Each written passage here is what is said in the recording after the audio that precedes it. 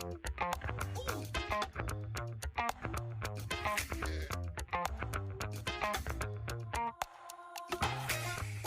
listening to the Roundin Third Baseball Podcast, presented by Beyond the Monster.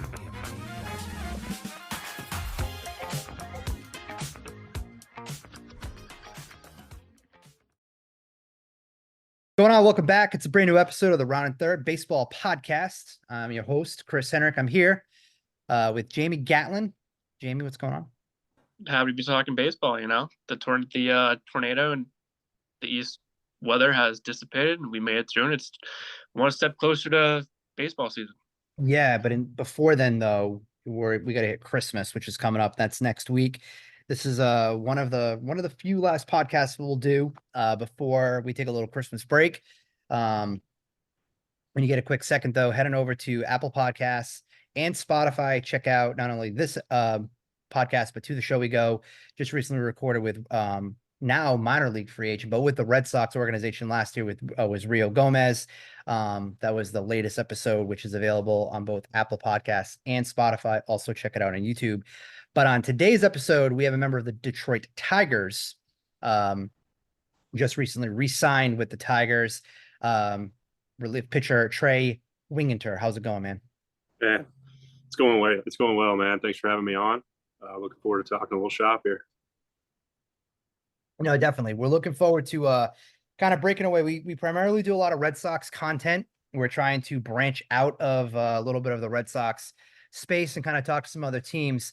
So just we'll jump right into it. So it's off season. How's the off season been kind of treating you at this point? Man, so far so good. I've had some injuries in the past, really starting in 2020 with Tommy John and then into back surgeries. And I really have been rehabbing most off seasons. And, this one is the first time I'm feeling good going into October, and I'm able to train and finally tackle some things, clean some things up that I've, haven't really been able to get around to when rehabbing. It's just kind of a different, refreshing version of the off season for myself. What are those workouts kind of been looking like? Because like you had mentioned, over the last couple of years, you've dealt with, adversity when it comes to injuries, where now, like you just said, your off season focus is healthy going into a brand new season. So what's that looking like for you right now versus the past? Oh man. I mean, it's night and day. Again, with the back surgery, that's fine. It's a sensitive area. You're not able to lift as much weight. You're not really loading your spine. You're really limited to what you can do in the weight room. And, for me, that led to, without even really knowing it, I guess it's pretty obvious, but you lose some strength. You lose the strength foundation that I built up for the first, 5-6 years of my career. And now it's been a little bit of a rude awakening, I'll say, but I'm knocking off the rust and getting that strength foundation back. And it's, 2 lower bodies, 2 upper bodies a week, some sprint work, a lot of corrective hip, shoulder stuff, and strength building, explosiveness. I mean, I'm really able to do everything now without being held back by my spine or anything else. You had said you're right now in Florida with some family. You Yes. Work out in Nashville? I do. Yeah. I go to a facility in Nashville, work out with a bunch of other pro guys. We got an awesome trainer there. And then I've been lucky enough to find a place down here as well that, around the holidays, you kind of worry that your flow, your workout flow gets interrupted and you miss days, and, that starts to build as the season gets closer. But luckily I'm down here and I pick up right where I left off. I don't miss a beat. So it's good for peace of mind coming down on vacation where you're not really taking a step back. And we know you probably saw the Ohtani contract. You're just going to get your thoughts as a current player on, just how that broke down, and just seeing how much he got. I mean, it's, he was going to get a pretty penny. The interesting, the deferral part of it, it's really interesting. I think if you're the Dodgers, you're loving it, right? You free up some more space. You can go after who you want. They're already to pick up, Glass now, and they're not gonna shy away from spending now that they've got that money on the back end. Great for them. Probably not great for the NL West or. But yeah, man, I think it's great for the Dodgers. They're certainly, they like to spend anyway, but they're gonna have some more freedom. It's nice to get a player's point of view, because we've asked a few players we've interviewed over the last 10 days or whatever, of just what seeing. Obviously he's in his own realm of generational talent. But as like a player, and you see that, do you think that there's a concern? Because obviously it's within the rules. I'm cool with it. There's a lot of fans who are whining and complaining. It's basically because their team isn't doing what the Dodgers are doing. They're not being creative. Right. And no one knows how this is going to work out in 10 years for the Dodgers and what it's going to be like paying, 68 million per season or whatever the number comes out to. Right. Guy that's not currently playing, you know what I mean? And that's probably for another owner, to deal with. But do you think that more players might take a look at that as free agency starts to come available to them? You got Juan Soto coming up at the end of the season, where, is there players that could potentially almost try to do like an NBA style and try to do like little super teams? And then if Sure. that starts to happen, do you think that that's something that Major League Baseball has to worry about? Or is that just something where it's just kind of like fan generated, concern, and it's really not an issue? I don't know if it's a concern.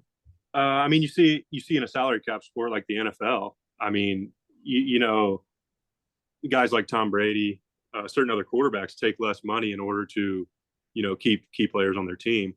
But everybody clearly doesn't do that. It's some guys want their money. Some guys are, value team success a little bit more, and it's not right or wrong either way.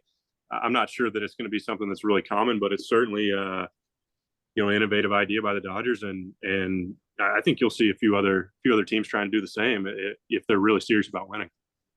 Yeah, because you take a look back to, like, for example, you with playing with the Tigers, Miguel Cabrera signed a massive deal after he was traded from the Marlins, and it really kind of, if you from a fan standpoint, you take a look at salary, it kind of you get to the end of your career and you're making massive portions of money. It does kind of hurt the team roster construction and things like that. But I think to your point is what saying the same thing. There is no right or wrong answer with that too. Guys deserve to get paid. You know what I mean? Because who knows? Anything can happen. You can get hurt 100%. and you never step on the mound again, or you're never in that batter's box. We interviewed a player that was just drafted by the Red Sox this past season, and he valued making sure that teams knew before he was drafted, like, hey, I get it.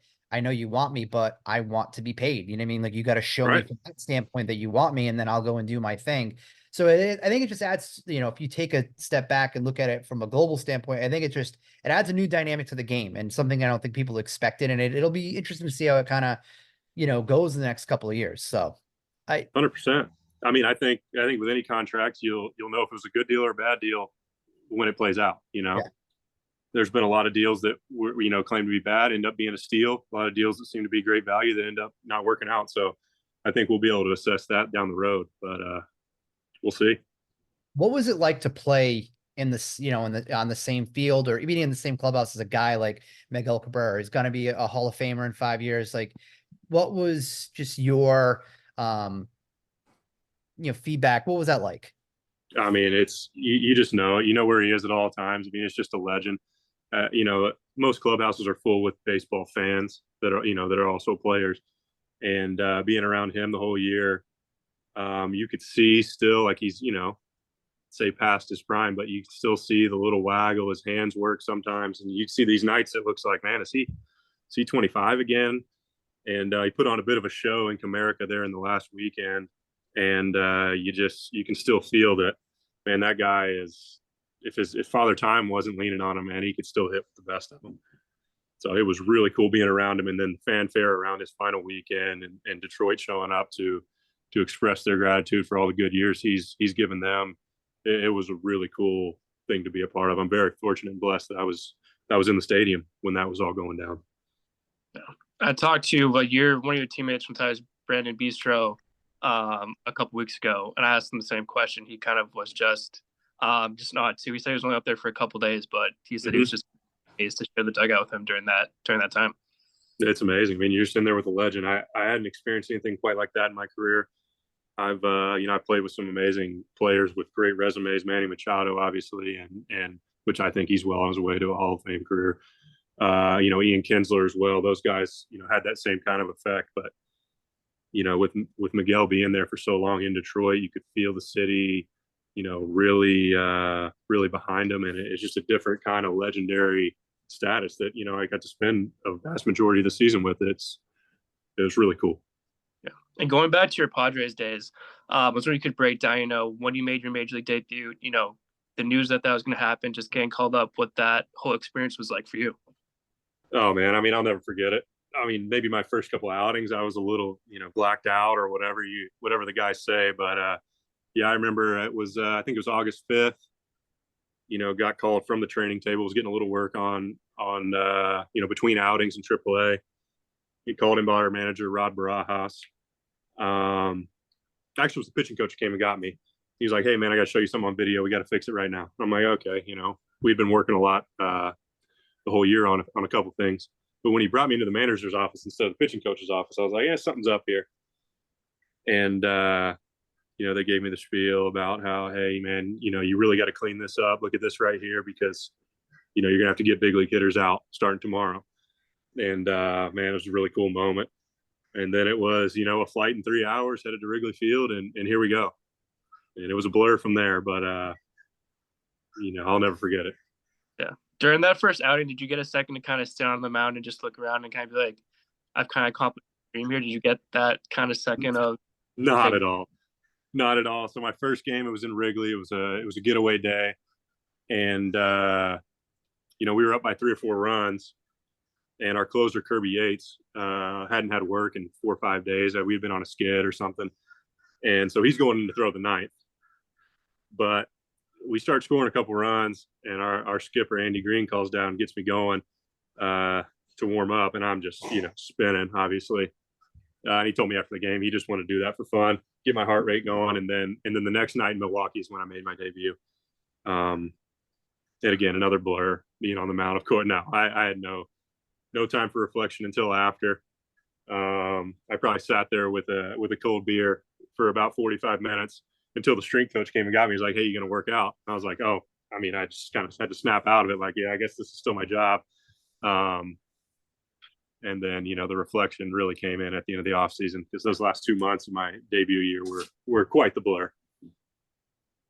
You you ever get a chance? Because I got some time to cover with the Red Sox at Fenway, but my majority of my time I was down at Polo Park covering with the Woo Sox. You ever get a chance to come out that way, ever to experience Polo Park? No, man. This is my first year. I spent some time in AAA this year, a couple months in AAA this year with Toledo, and it was my first time in the International League. I spent all my AAA time in the PCL. So no, I've only been to a handful of places in the IL, and that's not one of them. You have a favorite spot that you've gotten to play in, favorite stadium, city that is a must go to for people? Because I mean, we talk to guys with the Red Sox and more like the lower level. Greenville is an area too. They talk about a lot about. I mean, Worcester's building themselves up. There's a lot they're building up around the ballpark. But for you though, is there a certain place that stands out? Oh man, I'd say a couple in the lower levels. At Fort Wayne, Indiana, was our home field with the Padres, and I think it's High A now. That place is pretty special. They can get 11, 12,000, and that's your biggest taste of a big crowd that you're going to get coming through the minors. You're hitting it. I hit it in low A, so they pack out on the weekends, 4th of July, all that stuff. It's a pretty sweet environment. And the other one is Vegas. I'm sure a lot of guys say that. I mean, that's just it's a cool yard. You stay at a great hotel. It's probably one of the best hotels, including the major leagues, in all of baseball. That Red Rock Resort right there. You walk to the yard from there, and I was able to go there. I think it was the first year it was open, because the year before we played in the old Vegas, I don't remember what their mascot was, but a little different vibe there. Not quite as state of the art at the old Vegas Stadium. Yeah, one of the guys that we got close with the Woo Sox when he was with the Sox organization was Jake Faria, and he lives out there, and he would tell us he never played AAA ball out for Vegas, but you kind of like going through and telling about that stuff because he spoke highly about just like with the Vegas Knights out there, now with the WNBA team and how they pack out. So it's crazy to kind of just think of like how for so long Vegas was just not a destination where sports were. I know you understand because with gambling, but now it's going to be on the verge within the next less than 5 years. It's going to be an ideal destination for you guys to choose if you get the chance to go to free agency. No, 100%. And I think even like you mentioned the gambling stuff, I've noticed, and it used to be something that kind of sports orgs wanted to lean away from, and now they're doing these deals with the big FanDuels and DraftKings. It seems that they're leaning into it, and I think everybody's getting rich off that. So, yeah. Speaking of really quick, getting rich, you can sign a MILB deal with the Tigers. You can make 1.2. You make the free club. What's like free agency like? You know what I mean? For because I think right now fans, they are so thirsty for some sort of baseball news. Ohtani Sure. and Yamamoto, for that matter, have really just dominated and slowed down the market to just a snail's pace level. Well, what's it like for just you as a player? What's to go through free agency, even on like a smaller scale? It can be a little stressful, but it is cool to see. There's teams that want you. That's always good. To reset and they tell you you're playing for 30 teams at all times. They tell you that from the moment you get drafted, and everybody. There's scouts at every game, and you don't get to experience that until you become a free agent, and you see, okay, that's true. These guys, scouts tell you, we saw you here. We think, this is the reason we want to sign you. So free agency is that part of it's a positive. It's always good to hear you're wanted. But it is a little stressful, especially comes down to 2 or 3 teams and the offers are similar and the fit is similar. And it's hard to know in your gut that you made the right decision, but you just have to gather as much information as possible, talk to as many people as you can and pick a spot. And then you're all in on it. There's no second guessing from that point. Yeah. Why were the Tigers for you kind of the place you wanted to be? I know you played for them last year, but during free agency, what made Detroit be like, this is where I want to stay? They really pitched just kind of the carryover. I love the staff there. I love the skipper, AJ Hinch. They trusted me to put me on the opening day roster last year, coming off injury as a non-roster guy.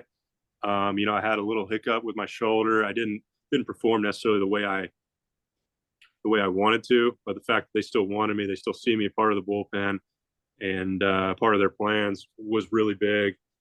Obviously the monetary offer was solid. And, for me last year coming off, I didn't play for 3 years going into last year. I had to go down to winter ball and do winter ball, not only winter ball, but winter ball spring training to earn a spot on the winter ball team, or fall training, or, camp, to earn a spot on the winter ball team, and then to pitch in front of scouts and earn a job. So last year was tough. I mean, it was a get back year, I would call it. You forget the toll the body puts on, the game puts on your body. And, but I just felt like, man, I like the continuity with Detroit. I feel like the opportunity is definitely going to be there for me. And if I'm pitching at my best, I think the sky's the limit with the Tigers. And, it's a great group of guys. I think it's an up and coming organization, a lot of young talent, and I'm looking forward to getting back to work with them. Yeah, I was going to mention that too, because I mean, they just literally today announced Flaherty signing. That's official. They signed Kenta a few weeks back. Add into the rotation. Plus, there is a handful of young arms like Tarek Skubal. You got Matt Manning. Oh, yeah. There's a lot of really good talent that's there, and then you see guys that have starting to emerge, like Spencer Torkelson, these guys are starting to kind of get into their own, you know what I mean? And it not that we follow Tigers closely. Again, we talked about, we're branching out of the Boston space, but it is exciting to see that there is a lot of really good young talent. This game, and getting to experience that. What have been your thoughts on the Tigers off season? Do you follow that? You know what I mean? Is that something that you follow closely? Is it, you put pen to paper, I'm good, I'm going to focus on my stuff, and I'll casually, I'll watch from afar? Yeah, I mean, I'll pop on trade rumors a couple times a week, kind of read, because the longer you play, I think this will be my 9th season. You know guys everywhere, right? You've played with guys, you played against guys, you develop relationships, and it's cool to monitor. And you work out with guys in the off season too, so you monitor who's signing where and what, naturally what the team you sign with, what they're doing, and I keep up with guys on the Tigers. I talk to guys every day. So I'd say I follow it casually. Not a big social media guy. I don't spend a lot of time on Twitter or anything like that, but I'll pop on trade rumors. I love that website. I mean, everything's right there, and they don't miss much. So that would be the extent of my following of the old hot stove.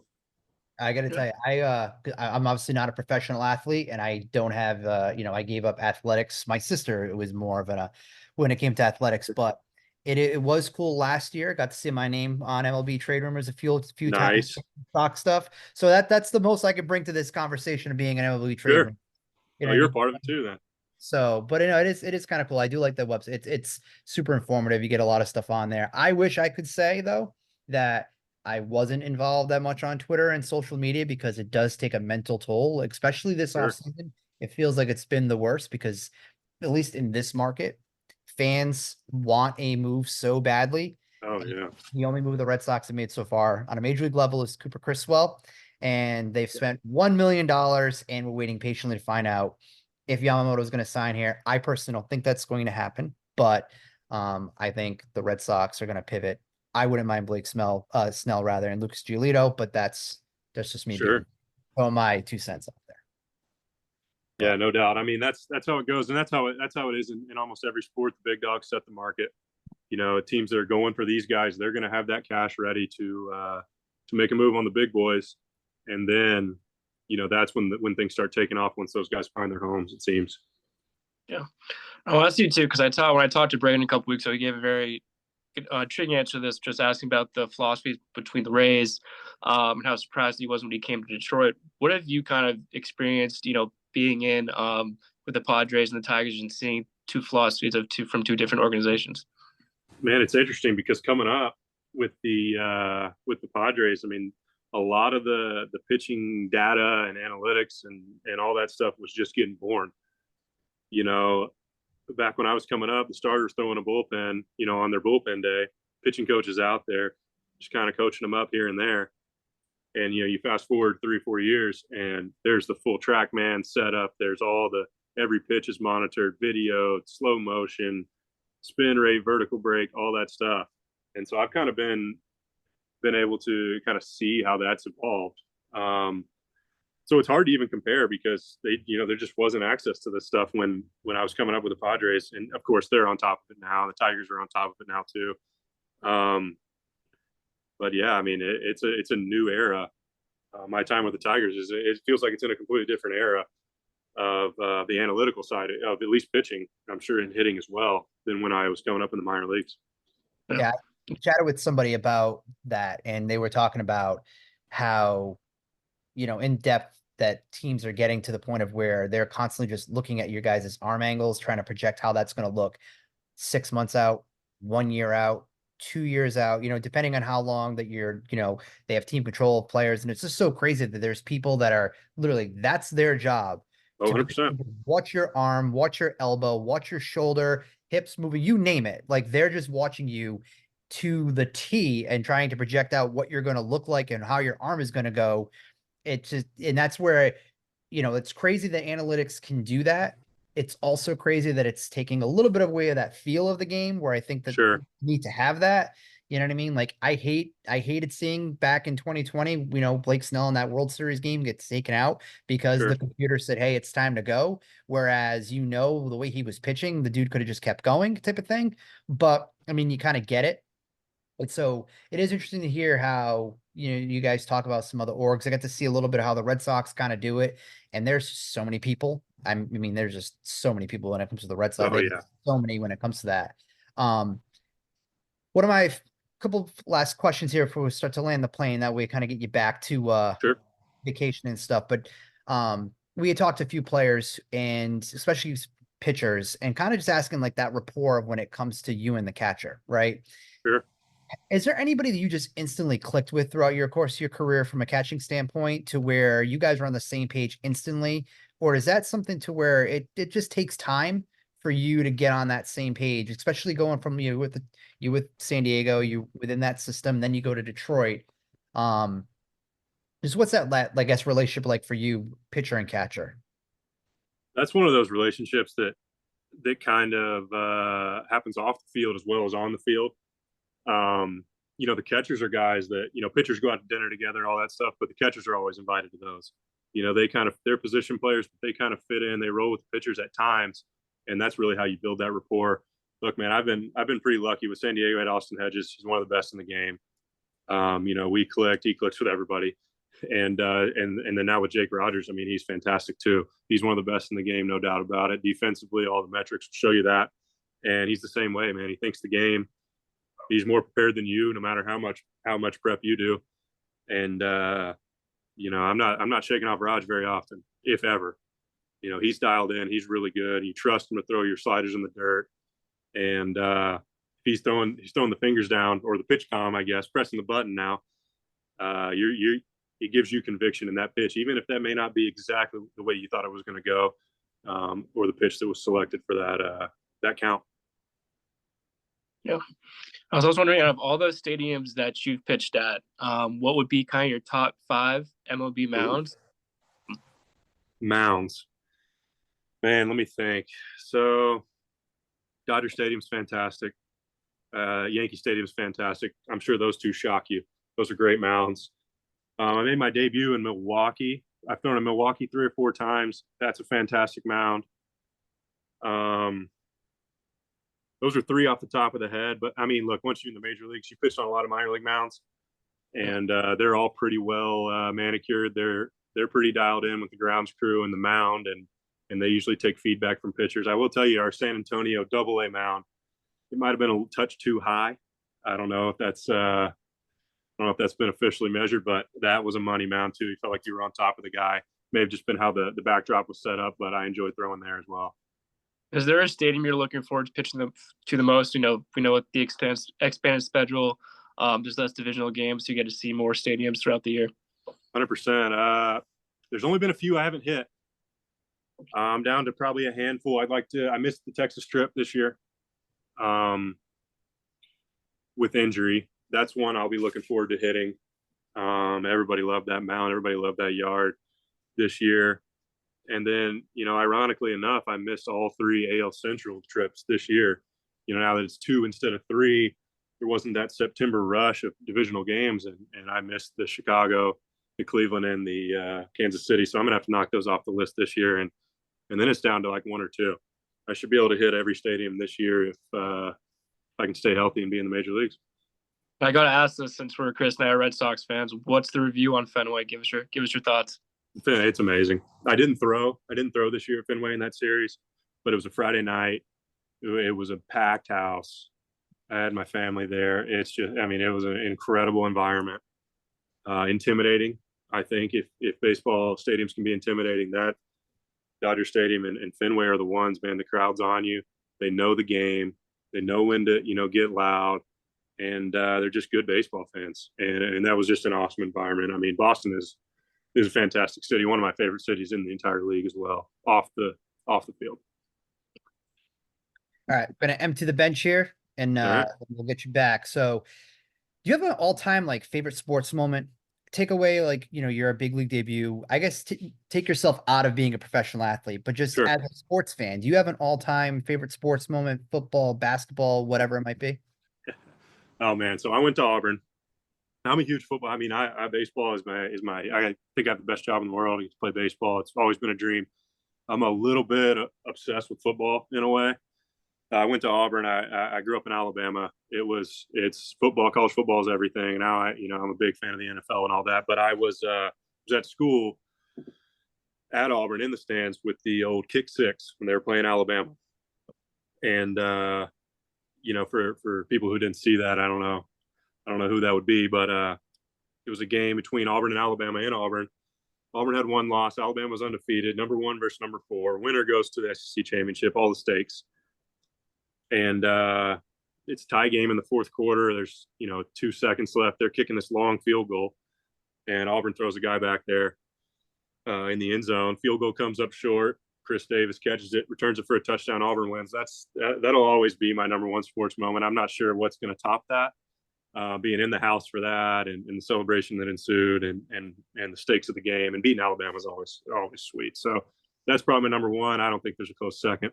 So that's a good one. Sometimes I'll watch clips like top U.S. sports moments if I'm writing, just to have every single, always the 5th, the 4th or 5th clip. Oh, it's always in there. You just can't even fathom how that all unfolded, and it's pretty sweet.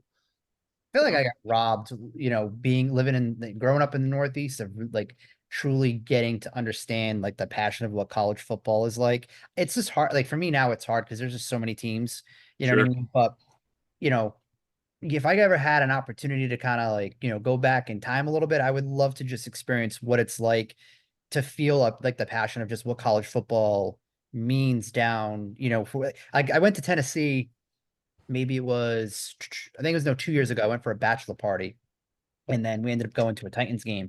Mhm. And it was just crazy of just when you try to talk sports with people, it just college, college, college. And it's like, Oh I'm not yeah. used to that. I'm used to Sox, Bruins, Oh yeah. Celtics, you know? 100%. Yeah, man, it's a different monster in the Southeast, and you can't. Everybody says it. You just don't know until you get in and get involved with it. I mean, we're sitting here. It's my focus today has been National Signing Day. That's college. I mean, I'm at the point. That's just how it works in the Southeast. You're monitoring where these kids are going to school. That's how big of a deal it is. And Auburn's they got a new coach, and they're recruiting at a high level, and it gets you, that's just how it works. It's down to recruiting. It's down to transfer portal and schedule. It's a huge deal down here. And that's just in your blood, and you can't get rid of it. Yeah. Closest we got up here is BC. I think would be the program. And they've had some good years now, here and there. Matt Ryan, I know, they were nice back then. They're always physical. Cold up there. Yeah, that Matt Ryan, though, that's a long time ago. The only thing it's No like doubt. relative, like recently with BC, like part of the stadium caught on fire in like the last like weekend change, or so I think it was like the upper level of whatever, because the fireworks, they had a little man. mishap. But yeah, no, they don't, we don't, I don't know. College sports aren't, hoops is different up here, I guess, too. You know Sure. what I mean? UConn and stuff like that. But I don't know. I would like to someday go to an Ohio State football game. I just Sure. experience that. I don't know if I'll ever get like the chance to do like a Michigan or even like Clemson, but Right. I'd like to hit up, just a big school atmosphere. I know it's harder to. 100%. One of my buddies, his wife, she graduated from Ohio State, so it's easier for her to obviously get tickets after you Sure. graduate, things like that. So that's would be on my sports bucket list. So 100%. I mean, I think Ohio State, their atmosphere competes with the SEC. Big crowds down there, and it's just a different kind of. I don't know who really captures it in the NFL. I mean, I guess you have Buffalo, you have Kansas City. That feels kind of college. A lot of fans, real loud, impacts the game. But yeah, it's just a different monster those big Saturdays. all right, Jamie, what do you got to wrap it up? I got one more. Are you a college basketball guy? I am. I mean, I always tune in around the tournament time, but now I'm, Auburn hires, Bruce Pearl, and there's plenty of conflicting opinions on Bruce, but he's got Auburn rolling, man. So it's definitely enhanced my care for college basketball now that I got a dog in the fight. I went to KU my first couple years of college. Really? College basketball is crazy. So what would be like if you could pick one March Madness moment? What's kind of one that stands out to you over the last couple of years? I mean, I'll tell you, it hasn't been the last couple of years, but you're talking about Kansas. The big Mario Chalmers shot. Yep. That one I'll never forget because I'm sitting there, I don't know, 12 years old maybe. And my dad is, he's in a bracket pool. And, he's like, hey, give me $5. You make your picks. I'll throw you in here with my work buddies. And I'm down there, and it's the last game of the year. And if Kansas wins, I'm, 11-year-old me is taking $5 off of, 20 of my dad's work buddies. And I thought it was all dead in the water. Derrick Rose misses a couple free throws. Chalmers goes down, hits the big shot. And I remember where I was. I was in my parents' room watching it, standing up, yelling. And that would be my March Madness moment, which I haven't even thought about in probably 10 years. But thanks for bringing that up. Yeah, no, that was probably the moment for me that got me into college basketball. Like, especially, I mean, UConn's had some good years. Sure. But I remember just watching it. I was like, yeah, this whole college basketball thing actually can be pretty entertaining. Yeah, that'll get you into it, and then it'll break your heart, the next year. So.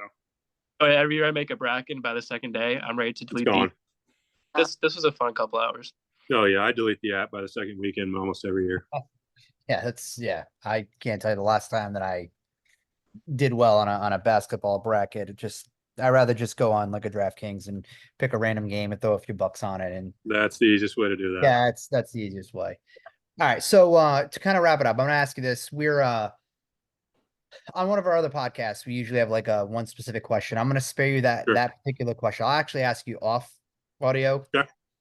But if you had an opportunity though to kind of take a step back and then talk to yourself 1 year from now, what would you hope that you could talk to yourself about how 2024 went? What would be like your ideal conversation kind of recap? Man, I think the biggest thing for me is after being out of the game with injuries, kind of gets taken away from you, come back, get a taste of it again, but not quite able to perform. I think to the best of my ability for a number of reasons. Last year, I think the number one thing would be, I hope to have stayed healthy the whole year, been reliable, durable, and I'm confident that if I'm out there and I'm able to be available for a whole season, I don't think there's any limit for what I'm capable of doing as far as in the bullpen and the back end of a bullpen and helping Detroit win a lot of games.